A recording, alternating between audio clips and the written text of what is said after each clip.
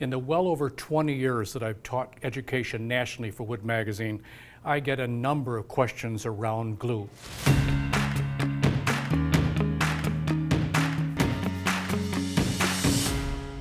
Well, first, these are all PVA glues, polyvinyl acetate glues, and they're meant to glue porous woods. That's what they're designed for. The first one is Titebond Original, and that's this one. The difference is the Titebond Original has an open time of 4 to 6 minutes, and it has assembly time of 10 to 15 minutes. And it's usually used at temperatures over 50 degrees. So here's what that looks like on both poplar and in walnut. This is an interior glue, should not be used out of doors. It just doesn't work well for those. Titebond 2 is a water-based and water-resistant glue, meaning when it's used on outdoor projects, as long as that project gets wet and then dries and wet and dries, this is the perfect glue for it. It can also be used on cutting boards. It is FDA approved, food safe, and that way if a cutting board is going to be washed with warm water, it also won't degrade. It has an open time of 3 to 5 minutes and an assembly time of 10 to 15 minutes or so. It has a slightly different coloration to it. And there we are again on poplar and then on walnut. And this glue is usually used at temperatures above 55 degrees. Now you'll notice Titebond Dark, and it's really the same type of glue as Titebond 2. The only difference is a dye has been added to this to make that dried glue just a little bit darker. So the use on darker woods like walnut or maybe cherry may work really well with this slightly darker glue. And this is what it looks like applied to both of those woods. As you can see, it's definitely darker. Titebond 3 is a water-based waterproof glue, meaning that it can get wet over and over and over again and never lose its bond. It can be used both indoors and outdoors. It has an open time of 8 to 10 minutes and an assembly time of 20 to 25 minutes. So plenty of time to take a very convoluted assembly project and make sure that the glue bonds really well to it. This is used in any temperature over about 40 degrees. So even in a cooler shop it works well. And this is what it looks like on those different woods. Now the last one here is a little bit of an outlier. This is Quick and Thick. It is also a PVA glue, but it works not only with porous woods, but can also work with some semi-porous woods. So fabrics and those kind of things, pottery, that kind of thing besides woodworking. The nice part about this glue is that it's really thick. Here it is on both these woods. It has an open time of 3 to 5 minutes and 10 to 15 for assembly. But here's the part that I like the most about it. Because of its thickness, if I were using this on crown molding, if I were doing a small piece of trim on a cabinet, I can put this glue on in a vertical position, and you'll notice it doesn't move. It makes for a really nice, easy joint to put together without dripping.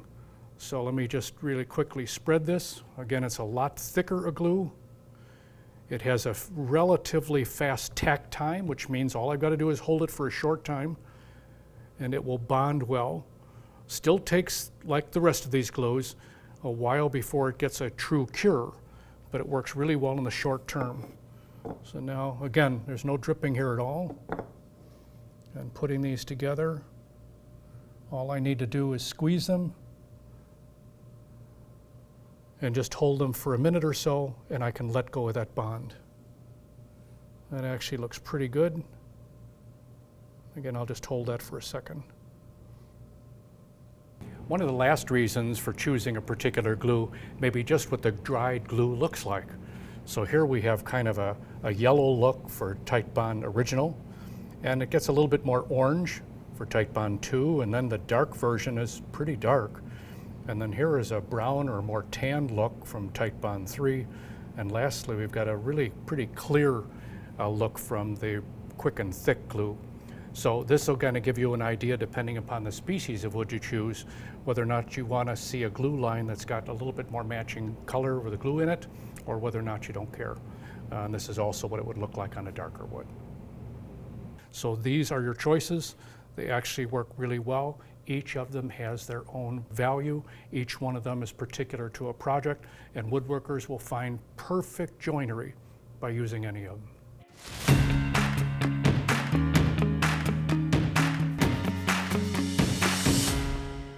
I've gotten a lot of questions on different aspects of woodworking, but every time the magazine comes out with a solid wood glue up for one of their projects, the questions always come, how is it that I glue up a solid wood project and make sure that it's going to stay together?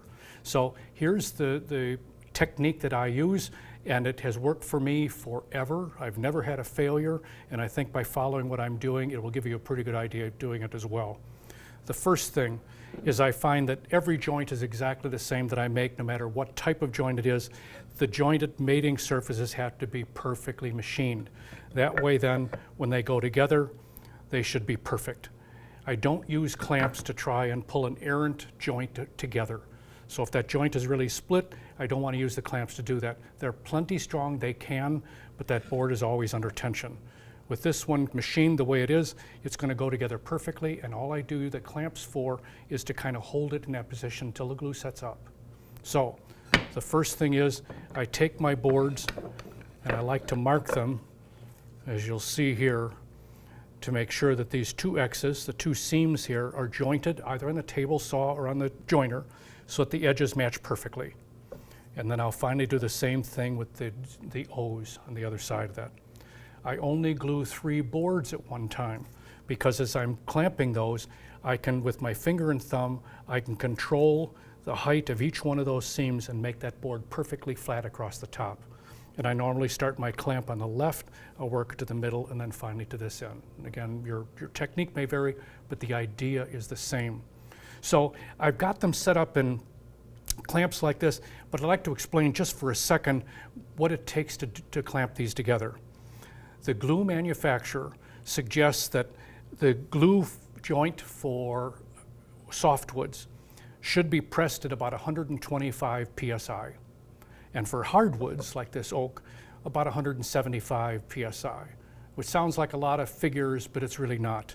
What it does is it provides a glue line the manufacturer feels is thick enough to provide a perfect bond.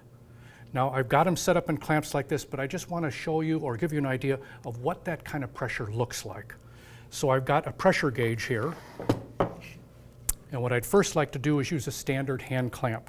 This a lot of you have used, and if I put it in here and clamp this down by just using hand pressure, I can generate about 200 psi, which is more pressure than the manufacturer calls for either softwood or hardwood.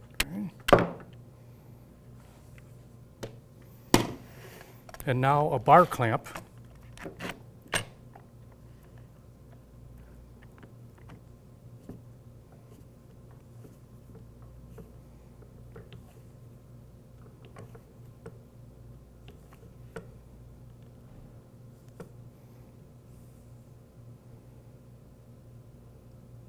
So there we have over 600 pounds. And again, it's not that those clamps should not be used in this, but they should not be used to that full extent.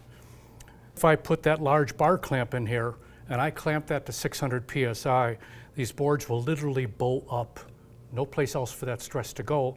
And that's where we see a lot of woodworkers set a second set of clamps on the top to try and tighten it to push the bow back down. Or they use some spring clips on the side to pull it down. By just using enough pressure to close these joints and see the glue squeeze through, that's plenty of pressure, well within the 125 or 175, that still gives me a perfect joint, but without all that tension. The boards stay dead flat and they'll stay that way forever. So here's how I glue these. Again, each edge is machined to be smooth. I only have to put the glue on one edge. Now I have my choice of all 3 of these glues, Titebond 3 or 2 or original. all of those will work with this. My choice would be whether or not this will be used outdoors, indoors, whether or not it's going to be moist or wet. Titebond 3 is the closest to me, so I'll use that one. I put enough glue on here, and I'll spread it with my fingers to give a nice glue joint. I really don't find that I have to glue both edges. There is plenty of glue on here, and by using Titebond 3, I have plenty of time to apply glue, put the mating board together with it, and realign those joints, since Titebond 3 affords me at least 25 minutes of setup time and assembly time. So here are my 3 boards, and now here's how the clamps work. The correct amount of pressure will be as soon as these seams close. So as I get my boards close together and align the edges like you see here,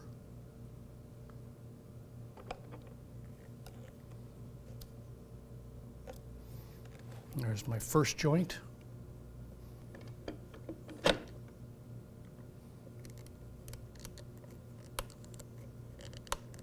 You notice how the glue is squeezing out. All I'm doing is closing that joint. And then finally the third joint.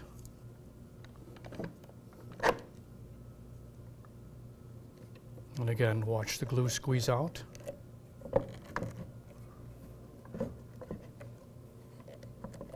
Plenty of clamp pressure. Now, you can wait for the glue to dry and use a scraping tool or a chisel to clean those off. I'm not a real big fan of that. I'm always afraid that if I don't catch the glue at the correct time, it may be so strong in that joint it actually picks parts of the wood up and I'll never get that out. So here I'm just going to use a damp rag. You will not hurt the glue joint. None of that glue is going to get in the pores, so it's not going to show up if you try and stain this board. If I had so much glue that it was in a slurry all over, maybe, but not here. And now I can take the glue off the bottom of this board the same way that I did the top.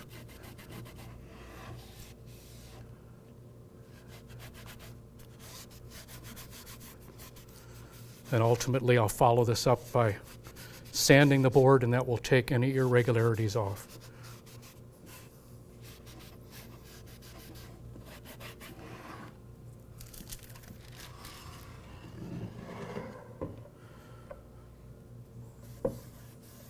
There is a nice, smooth, flat top. A couple of different things to go with this. I can take the clamps off. This is Titebond 3. I can take the clamps off in about 45 minutes with Titebond 3, maybe up to an hour or so. In Titebond 2 or Titebond Original, within a half an hour I can take them off. Even though you've taken the clamps off, it's still not the time to stress this board because it'll take between 6 and 8 hours to develop a full cure. Secondly, wait for a while until you sand those seams. Remember, the water in there, the glue, the liquid, has made those seams slightly swollen. If you sand too early, when the water or glue kind of dries, that moisture comes out and may leave a divot between each one. So give this thing plenty of time to do its correct glue. All I'm trying to do in this project is recreate a good bond that sits together well with relatively minimal pressure. A lot of that comes from one of the earlier techniques in putting joints together, and this is called a rub joint. A little bit of glue is put on the joint and then rubbed and held, and I've got a piece to show you. So if I put just a little bit of glue on here,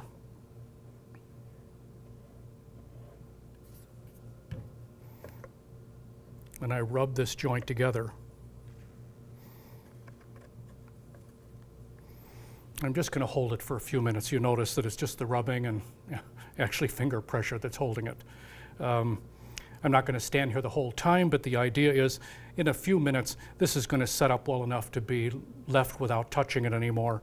But again, it's going to take a few hours before that final cure happens. Now remember, that is a rub joint, very little pressure. That's the same thing I did with this. And that was a few hours ago to give it that full pressure. And now what I want to do is show you how much strength that joint has and how you can trust that glue joint even with such little pressure. So I'll take it up against the edge of the table here. We'll see what happens. This will be as new to me as it is you.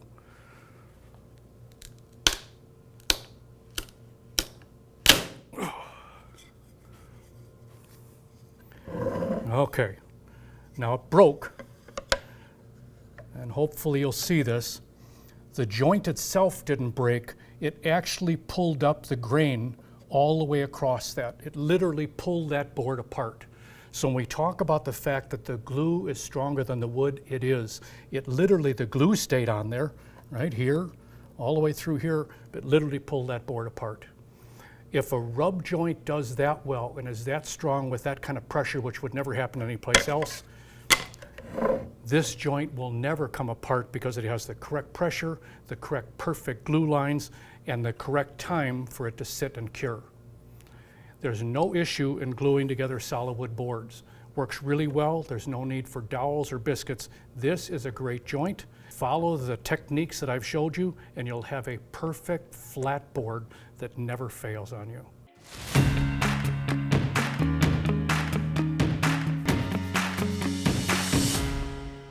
Aside from the questions I get about how well a glue works and which one you should choose, one of the other examples of the questions I get, which a lot of people ask, is how do I know my glue is still good? I've had it for a few years and I'm just not sure it's that good. Well, the answer is fairly straightforward. The first is the manufacturer suggests that you should get at least 2 years of usable life out of a glue from the date of the manufacturer. Now, for the ease of reading here, what I'll do is show you how these glues do their dating, and it's on the tube. The first 2 digits are the year that it was made, the second 2 digits are the month, and the third 2 digits are the day. So that gives you a pretty good idea of when that was made. And again, manufacturer suggests at least 2 years from that date. Typically, you should get 4 to 5 years of usable life out of glue. And if you refrigerate that glue at say 40 degrees or so, a small bar refrigerator type thing, you should get up to 10 years on that glue. The only thing that we're recommending is that the glue be kept from freezing at one end and kept from very high temperatures on the other. That will prolong the life of most glues. Now by freezing, we don't want the glue to freeze, but the manufacturer has already suggested that their glue can withstand up to 5 freeze-thaw cycles and still be good. So freezing, then thawing, then freezing, then thawing. If you find that your glue did freeze, allow it to thaw at room temperature. Once it has a real good agitation of that glue, should be able to make that glue nice and even all the way through the tube, and you'll have no problem with that as well. But anytime you've got a concern about glue and whether or not you feel as though your glue is going to work, just put it on a couple of pieces of wood, clamp that wood together and let it sit for 24 hours to fully cure, and then try and break or test that bond. If the bond works really good, you'll know that most likely the glue that you've got is going to work really well. The second concern we'll sometimes hear is, well, I've got my glue and I've noticed that there's some separation in that glue, that there seems to be a little settling near the bottom, as you see in this glue here, or maybe there's a little bit of separation at the top where there's a line of almost like water at the very top of this. And all these glue products have some viscosity to them. So some of the heavier elements will settle to the bottom, some of the lighter ones up near the top. So the fix to that is just take that container and agitate it. So in this case, we do, again, here's our little line of water in here. If I take this container and I just shake it well,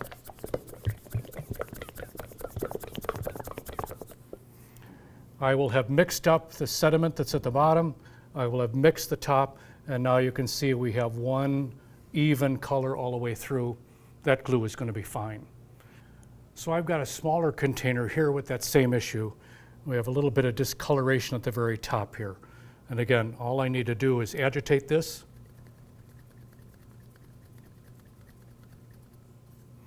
The color is evening out. And if I put a line of this glue here,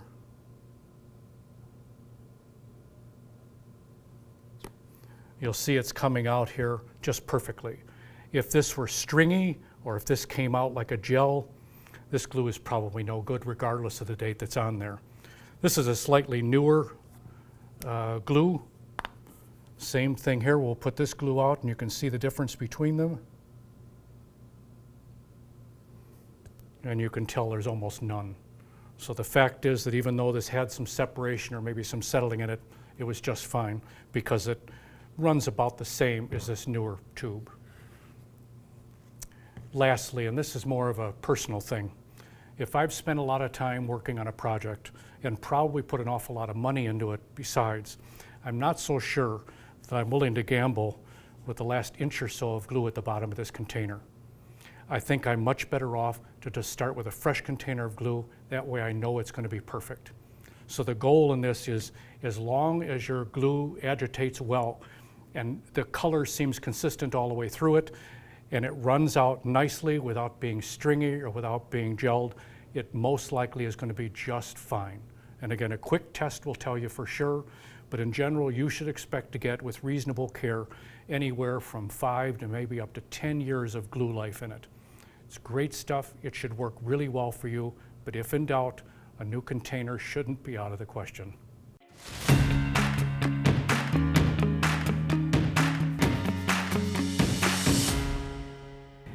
I get asked whether or not a standard PVA glue, something like Titebond Original or 2 or 3, can be used when you're gluing up woods that have oils or resins in them. And the answer is yes. This is cedar. It can be used indoors or outdoors, and it has a certain oily resin that can build up on the edges. This is Padauk, an exotic wood that has that same issue. So to make those nice and clean, I like to use a little bit of acetone. This is a cleaner. It also dries quickly. So what I like about it is that I can use that to clean the joint, and I don't have to wait a long time before I can put that joint together.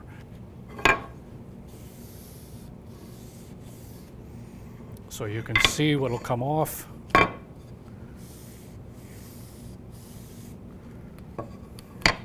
And now we'll let those dry for a second, and it won't take that long. Now the glue for these will depend on how that project is going to be used. In the case of cedar, that could be used indoors or outdoors. So I could use a little bit of Titebond Original if it's indoors, and either Titebond 2 or Titebond 3 if it's going to be used outdoors.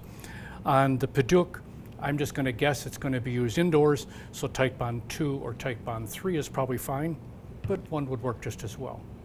So now the goal is, now that they've had a chance to sit for a second, to glue these up. Spread glue on just the one surface.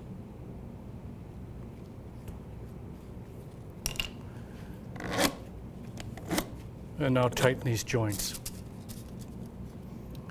I'll make sure that each one of these fits nicely and put just enough pressure on the clamps to see the joint close and the glue show.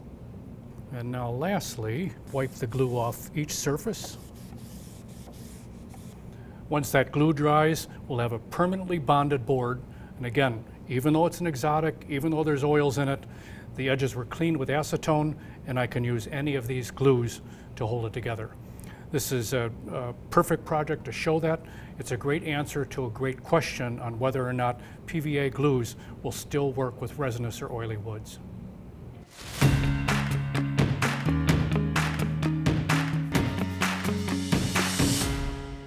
Most discussions around glue center around how strong the bond is going to be or what type of glue to use in what situation.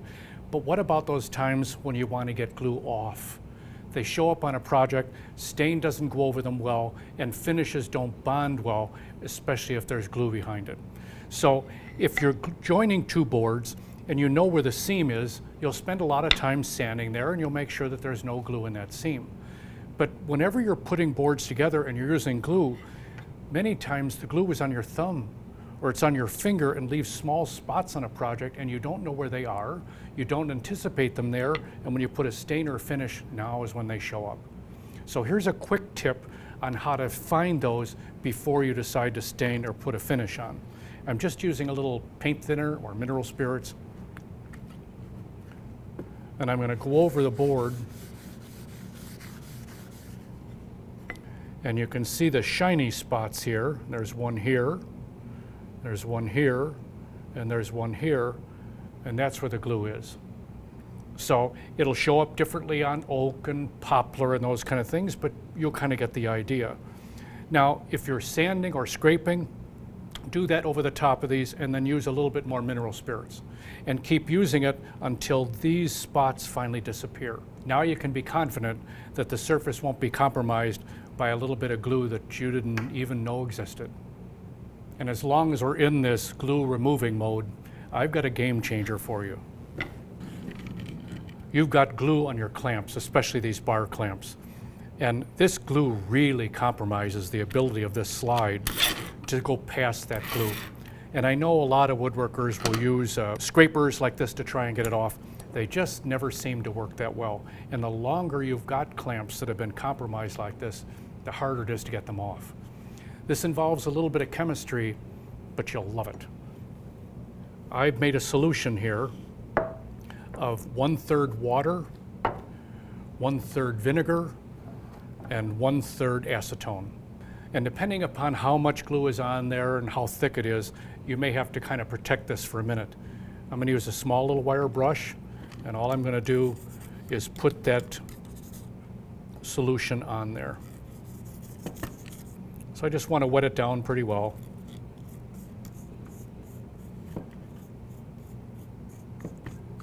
And now to keep it on there, because it's going to dry pretty quickly, especially with the acetone, I'm just going to take a little saran wrap like this and wrap that around that spot. And again, depending on how long the glue's been on there and how thick it is, I'm going to let this sit for 15 or 20 minutes or so.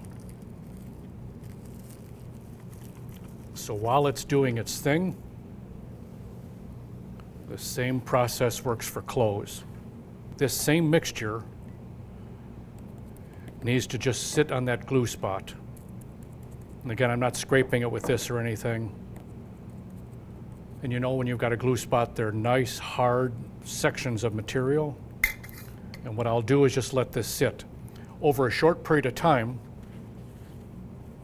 the glue will begin to dissolve, and it may take a little while. You can actually see some of this is coming up already while I do it. All I'm going to do is let this sit again for 10 or 15 minutes, and then I can launder that as normal, and that spot will be gone. Now the caution here is that if you miss this and you try and launder that spot out and put it in the dryer, the heat from the dryer will make this shirt or this apron a very expensive rag. So it sets the glue and it's not going to work. So if you've noticed glue on something, this is the solution to use. So again, it's 1/3 water, vinegar, and acetone. Let's see how we did on the clamp. And again, I put a little bit of that solution on there, added some saran wrap, and watch how this just comes off. This is really a game changer. You can see how well that glue came off of there. It's going to work perfectly on any clamp, and we found out that it also works just as well on fabric. Great idea, a great solution to a problem of getting glue off of something where it's dried. You'll love the fact that you know it. You're going to use this quite often. We've covered a lot of the common questions in this FAQ, but we know that there's a lot to learn about glue. So if you're working on a project that calls for a special glue application and you've got a question about it, just send that comment our way.